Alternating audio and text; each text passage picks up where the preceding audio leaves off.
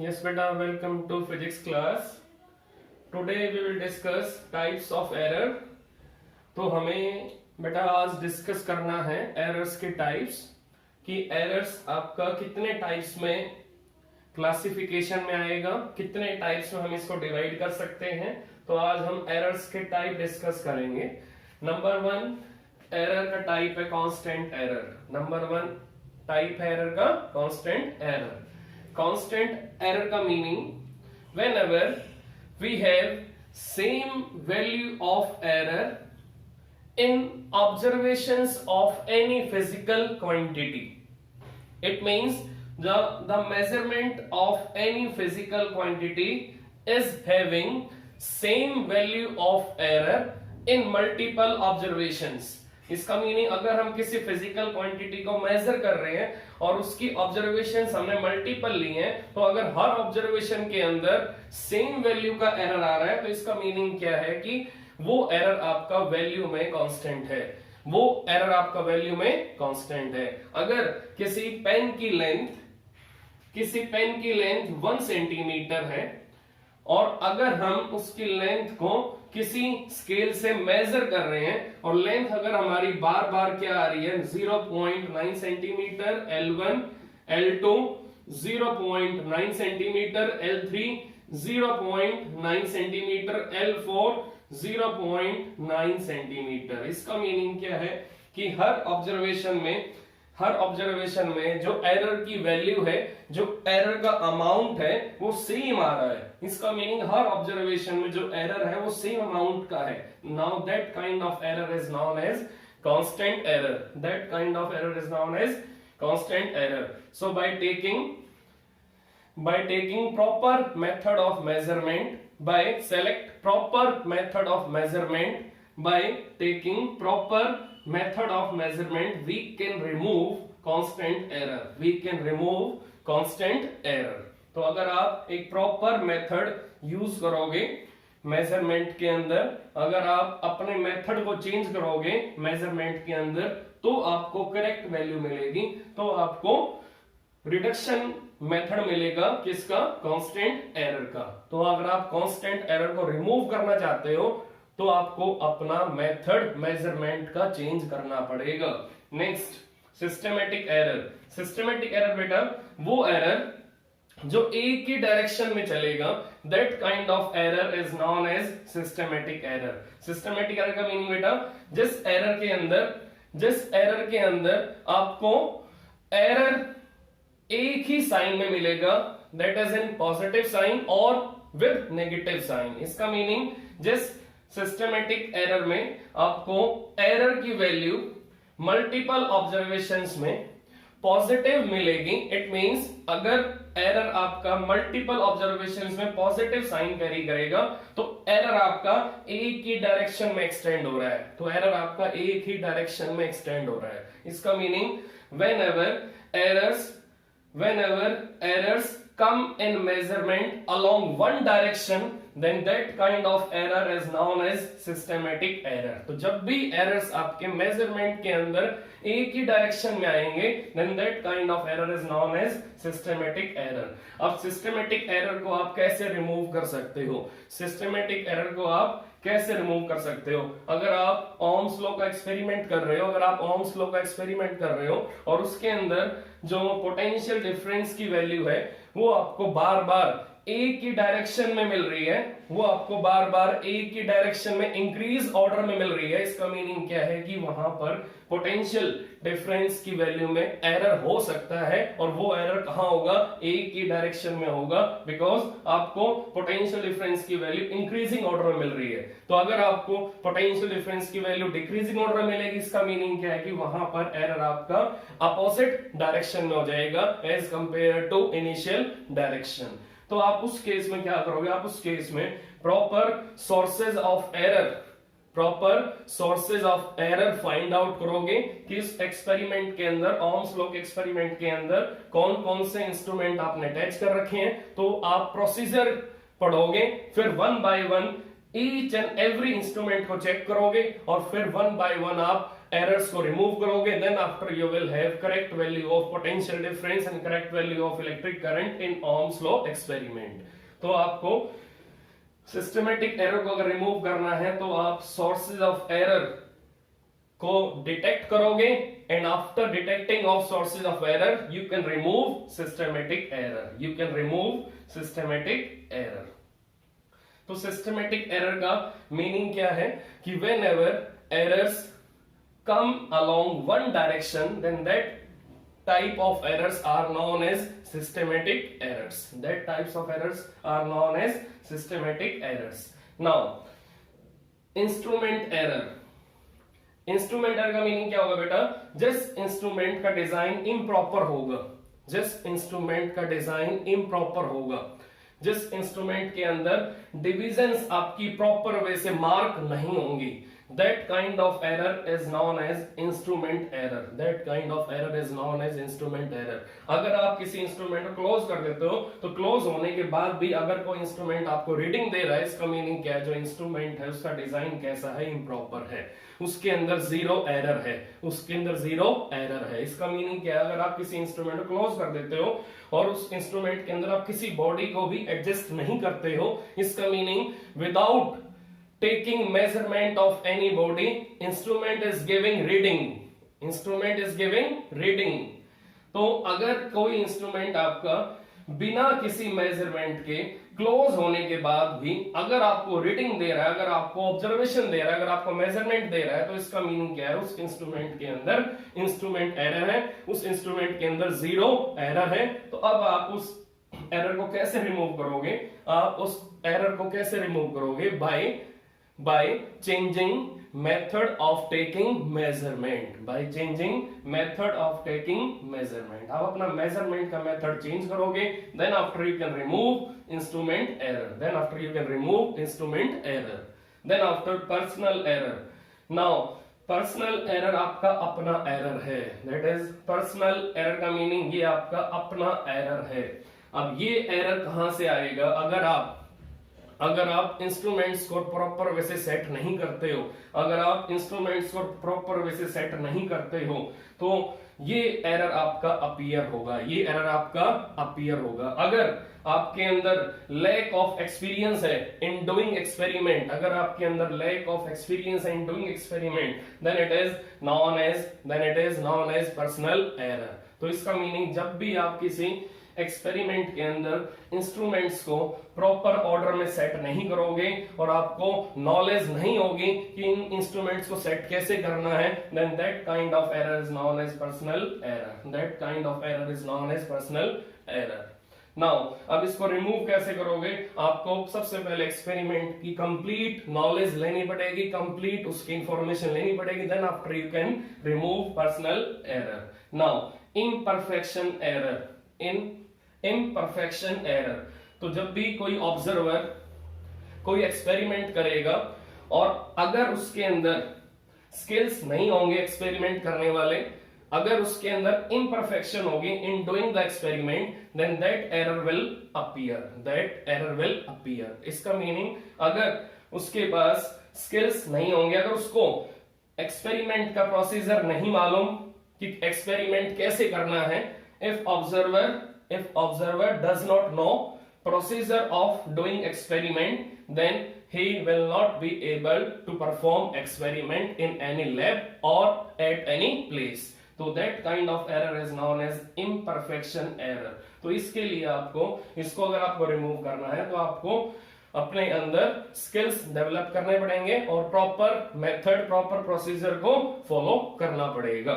Now errors due to external causes, whenever there is change in physical conditions like pressure, like temperature, there may be expansion in scale, there may be expansion in scale।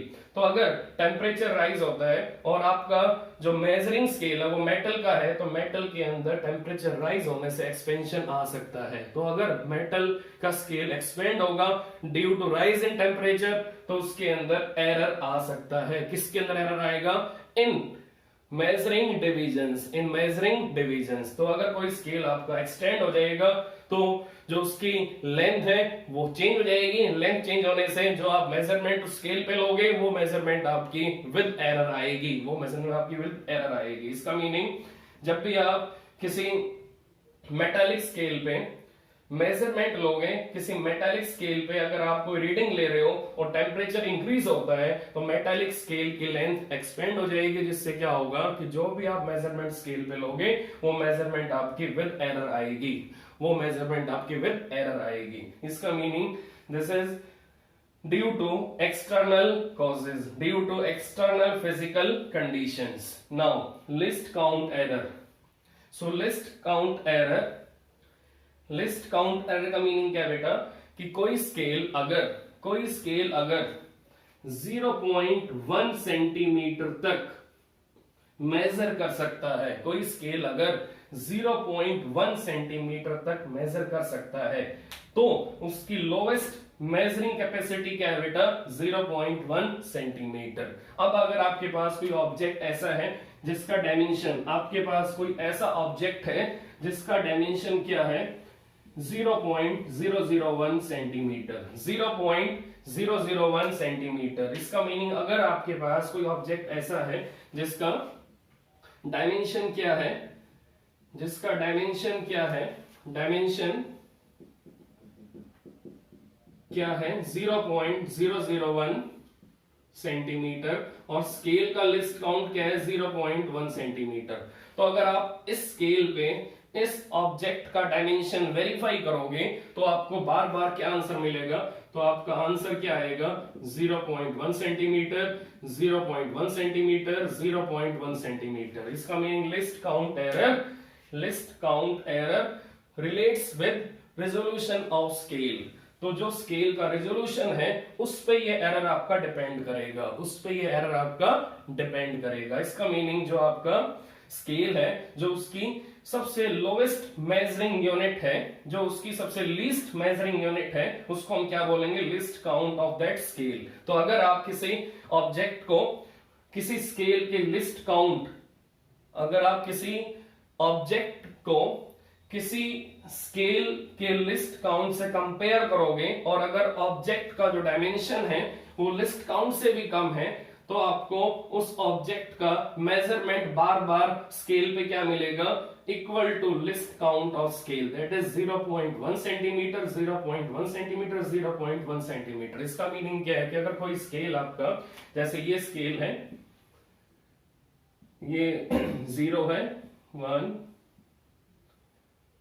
अगर ये division आपकी 0.1 centimetre measure कर रही है, ये division आपकी अगर 0.1 centimetre measure कर रही है तो इसका मीनिंग अगर मैं इस गैप में 0 टू फर्स्ट डिवीजन के गैप में किसी ऑब्जेक्ट को रखूंगा और उसका जो डायमेंशन होगा वो क्या होगा 0.001 सेंटीमीटर, 0.001 सेंटीमीटर, तो उस केस में मुझे बार बार आंसर क्या मिलेगा 0.1 ही मिलेगा। रीजन क्या है कि मुझे स्केल पे सिर्फ फर्स्ट डिवीजन ही मिलेगी जो मुझे मेजरमेंट देगी, दैट इज 0.1 सेंटीमीटर। इसका मीनिंग अगर मेरे पास कोई सेंटीमीटर स्केल है, इस टाइप से स्केल है मेरे पास, जैसे ये मेरे पास स्केल है, ये इसका स्टार्टिंग पॉइंट 0 है, ये इसकी फर्स्ट डिवीजन है और ये फर्स्ट डिवीजन क्या है 0.1 सेंटीमीटर। अब अगर आपके पास कोई एक माइक्रोस्कोपिक ऑब्जेक्ट है, अगर आपके पास कोई माइक्रोस्कोपिक ऑब्जेक्ट है और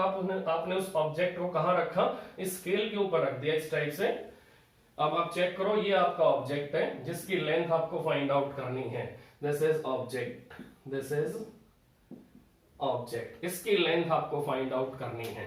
तो आप चेक करो आप कि ये ऑब्जेक्ट है और ये आपका स्केल है और ये ऑब्जेक्ट आपका किसके बीच में है 0 और first division of that scale, और फर्स्ट डिवीजन आपकी किसके इक्विवेलेंट है 0.1 सेंटीमीटर के इक्विवेलेंट है। अब आप चेक करो, ये ऑब्जेक्ट आपका ना तो 0.1 को टच कर रहा है ना तो 0.1 को टच कर रहा है। इसका मीनिंग क्या है, इस ऑब्जेक्ट का जो लेंथ आएगा, इस ऑब्जेक्ट का जो मेजरमेंट आएगा वो 0.1 से कम आएगा। इसका मीनिंग यहाँ पर इस ऑब्जेक्ट का जो लेंथ आएगा, इस ऑब्जेक्ट का जो डायमेंशन आएगा वो 0.1 सेंटीमीटर से कम आएगा, बट 0.1 सेंटीमीटर से कम वाली डिवीजन यहाँ प्रेजेंट नहीं है। तो हम बाय डिफॉल्ट यहां पर इसकी लेंथ क्या लिखेंगे, 0.1 सेंटीमीटर। इसका मीनिंग ये जो डायमेंशन आएगा इस ऑब्जेक्ट का, ये डायमेंशन आपका एरर कैरी करेगा, क्योंकि इसकी लेंथ बिल्कुल एग्जैक्ट 0.1 सेंटीमीटर के इक्वल नहीं है। So that kind of error is known as least count error. So least count error has dependence on resolution of scale. तो अगर स्केल का रिजोल्यूशन कम होगा, अगर स्केल का लिस्ट काउंट बहुत कम होगा, अगर स्केल का लिस्ट काउंट सबसे लोअर वैल्यू कैरी करेगा, तो वो स्केल आपका हाईली सेंसिटिव हो जाएगा और उस स्केल के अंदर लिस्ट काउंट एरर काफी कम होगा। तो इसका मीनिंग हमें ये माइंड में रखना है कि लिस्ट काउंट एरर का मीनिंग क्या है कि whenever we place any object on any scale and dimension of object is smaller than list count of scale, then there will be occurring of list count error।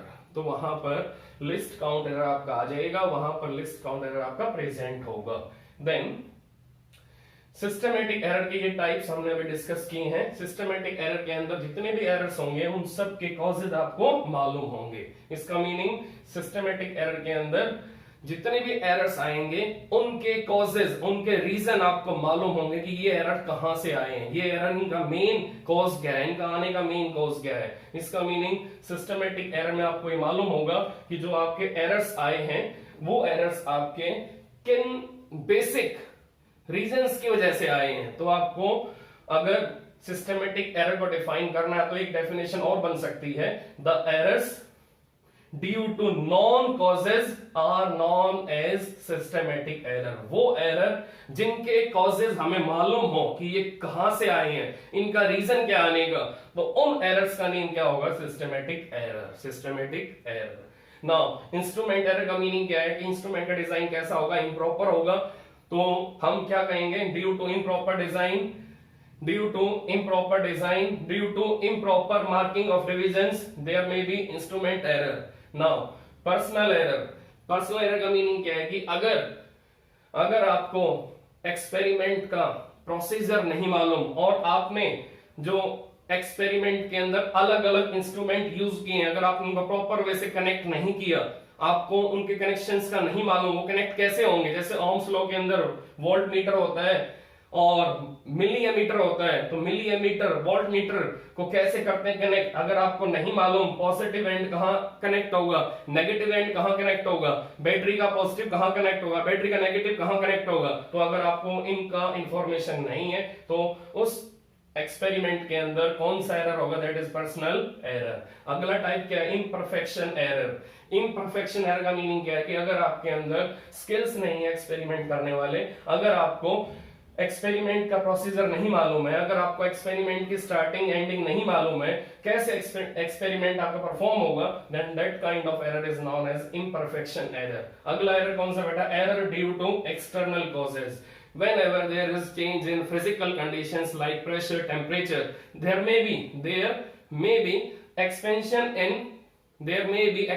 in length of scale। तो अगर scale की length expand होगी तो इसका meaning scale की length expand होने से उसकी जो मेजरिंग वैल्यू है वो भी चेंज हो जाएगी। इसका मीनिंग क्या है कि जो स्केल पे डिविजन्स हैं वो आपको प्रॉपर वे से मेजरमेंट नहीं दे पाएंगे। इसका मीनिंग क्या है कि जो भी ऑब्जेक्ट आप उस स्केल पे रखोगे उसका मेजरमेंट कैसा आएगा, विद एरर आएगा, उसके मेजरमेंट में एक्यूरेसी नहीं आएगी। और लिस्ट काउंट एरर का मीनिंग मैंने आपको क्लियर कर दिया कि अगर आप किसी ऑब्जेक्ट को किसी स्केल पे रखोगे और जो ऑब्जेक्ट है उसका डायमेंशन स्केल के लिस्ट काउंट से कम होगा तो बार बार आपको वैल्यू मिलेगी equal to least count of that scale, but ये वैल्यू आपकी इस ऑब्जेक्ट की लेंथ की इक्वल नहीं है। इसका मीनिंग क्या है, जो आंसर आया इसकी लेंथ का, ये आंसर प्रॉपर नहीं है, इसके अंदर लिस्ट काउंट एरर है, इसके अंदर लिस्ट काउंट एरर है। क्योंकि अगर आप बार बार रीडिंग लोगे तो आपको बार बार यही वैल्यू मिलेगी। आप कितनी बार भी रीडिंग ले लेना आपको बार बार यही आंसर मिलेगा, क्योंकि 0.1 से कम वाली डिवीजन यहाँ प्रेजेंट ही नहीं है, तो आपको बार बार 0.1 को ही एज्यूम करना पड़ेगा। So that kind of error is known as least count error. That kind of error is known as least count error. अगला एरर कौन सा बेटा, रैंडम एरर। रैंडम एरर का मीनिंग क्या है, वो एरर्स जिनके कॉजेज का हमें नहीं मालूम होता, ये एरर्स कहां से आए हैं हमें नहीं मालूम, ये एरर्स आपके कहां से आए हैं हमें मालूम ही नहीं है, ये एरर आपके कहां से आए हैं। सपोज कर लो किसी इंस्ट्रूमेंट के अंदर जो स्केल है उसके ऊपर डस्ट जमी हुई है, कोई इंस्ट्रूमेंट है उसके अंदर जो स्केल है उस स्केल के ऊपर बहुत सारे डस्ट पार्टिकल हैं। इसका मीनिंग क्या है कि अगर किसी इंस्ट्रूमेंट के अंदर स्केल पे विजिबिलिटी कम होगी, स्केल पे डस्ट पार्टिकल ज्यादा होंगे, डस्ट ज्यादा होगी, तो हम डिविजन्स को प्रॉपर वे से नहीं देख पाएंगे। तो जब भी हम उसमें रीडिंग लेंगे, जब भी हम उसके थ्रू मेजरमेंट लेंगे, जब भी हम उसके थ्रू एक्सपेरिमेंट करेंगे, उस इंस्ट्रूमेंट को अगर हम एक्सपेरिमेंट में यूज करेंगे तो हमें बार बार रॉन्ग आंसर मिलेगा, हमें बार बार रॉन्ग ऑब्जर्वेशन मिलेगी, हमें बार बार रॉन्ग मेजरमेंट मिलेगी। बट उस टाइम पे हमारे माइंड में ये नहीं आएगा कि स्केल के ऊपर डस्ट पार्टिकल हैं, स्केल के ऊपर डस्ट पार्टिकल हैं। इसका मीनिंग अगर किसी इंस्ट्रूमेंट के अंदर अगर स्केल के ऊपर डस्ट है, स्केल के ऊपर इम्प्रॉपर डिविजन्स हैं, स्केल का जो डिजाइन है, स्केल की जो बेंडिंग है, स्केल अगर सर्कुलर है और अगर उसकी बेंडिंग प्रॉपर नहीं है और अगर वहां पर हमें ये नहीं मालूम चलेगा कि ये एरर कहां से आ रहा है, it means that kind of error is known as random error. So whenever there is dust particle on scale of any instrument and we are taking readings from that scale and we are taking measurement from that scale in any experiment, then that kind of error is known as random error. तो अब इस random error को आप कैसे remove कर सकते हो, by taking more and more observations for any physical quantity we can remove random error. तो अगर आपने कोई एक्सपेरिमेंट 2 टाइम किया है तो आप उसको 10 टाइम करो, फिर जो मीन वैल्यू आएगी, फिर जो ट्रू वैल्यू आएगी वो आपकी पहले से बेटर आएगी, तो रैंडम एरर को रिमूव करने का मेथड क्या है कि एक्सपेरिमेंट को मल्टीपल टाइम्स आपको परफॉर्म करके देखना है। तो बार बार परफॉर्म करोगे, नंबर ऑफ ऑब्जर्वेशंस को इंक्रीज करोगे तो रैंडम एरर आपका रिमूव हो सकता है। Now next, gross error. Gross error में क्या होगा, it is due to carelessness, behaviour of any observer. So gross error आपका किसकी वजह से आएगा कि जो आपका ऑब्जर्वर है, जो आपका एक्सपेरिमेंटर है, जो आपका साइंटिस्ट है, अगर वो केयरलेस है, अगर वो किसी एक्सपेरिमेंट को प्रॉपर प्रिकॉशंस लेके नहीं कर रहा, वो किसी एक्सपेरिमेंट के अंदर बिल्कुल भी एक्यूरेसी नहीं लेके आ रहा, वो किसी एक्सपेरिमेंट के अंदर अपना बिहेवियर कैसा शो कर रहा है, केयरलेस। तो अगर किसी एक्सपेरिमेंटर का, किसी ऑब्जर्वर का बिहेवियर केयरलेस होगा किसी एक्सपेरिमेंट के अंदर, तो वहां पर जो एरर्स आएंगे उन एरर्स का नेम क्या होगा, ग्रॉस एरर। तो ग्रॉस एरर आपका कैसे रिमूव होगा, bye taking proper method of doing experiment and bye taking proper precautions in doing experiment. तो अगर आप प्रिकॉशंस लोगे एक्सपेरिमेंट को करने में और अगर आप प्रॉपर मेथड फॉलो करोगे, अगर आप अपना एटीट्यूड चेंज करोगे, अगर आप अपने अंदर से केयरलेस एटीट्यूड को रिमूव करोगे, then gross error can be remove. इसका मीनिंग अगर आप कोई एक्सपेरिमेंट कर रहे हो और आप एक्सपेरिमेंट के अंदर बिल्कुल भी केयर नहीं कर रहे हो कि कौन सा कनेक्शन कहां होगा और कौन सा कनेक्शन आपका लूज होना और कौन सा कनेक्शन आपका टाइट होना चाहिए, तो वहां पर जो केयरलेस बिहेवियर आपका, वो उस एक्सपेरिमेंट के अंदर कौन सा एरर लेके आएगा, ग्रॉस एरर लेके आएगा। इसका मीनिंग किसी एक्सपेरिमेंट के अंदर अगर आपको ये नहीं मालूम कि ये कनेक्शन कहां होगा, कनेक्शंस आपके टाइट होने हैं, लूज होने हैं, तो उस केस में जो आपका केयरलेस बिहेवियर है वो ग्रॉस एरर लेके आएगा। So that kind of error is known as gross error. तो ये बेसिक इंफॉर्मेशन मैंने आपको दी है इन टाइप्स ऑफ एरर। तो इन बेसिक इंफॉर्मेशंस के बाद बेटा अब हम डिस्कस करेंगे ट्रू वैल्यू और एब्सोल्यूट वैल्यू और mean absolute error, relative error and percentage error. तो अब चेक करते हैं, सबसे पहले हम कौन सा टॉपिक डिस्कस करने वाले हैं, दैट इज हम कौन सा टॉपिक डिस्कस करने वाले हैं बेटा, दैट इज ट्रू वैल्यू।